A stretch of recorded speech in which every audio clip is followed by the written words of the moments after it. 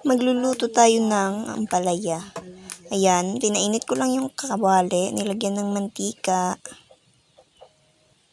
Nilagyan ko na yun ng sibuyas at bawang. Ayan, halo-halo hanggang sa naluto. Ilagay ang ginayat na ampalaya.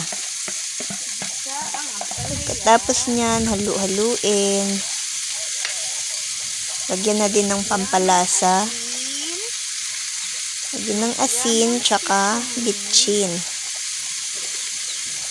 Ayan, wala nang laman yung bitchin namin. Tapos, halu-haluin ulit. Tsaka hintayin maluto. Sige, halo-halo lang. Nang luto na, ilalagay na natin ang itlog. Kasi mabilis lang maluto yung itlog. Nilagay ko na nga yung itlog.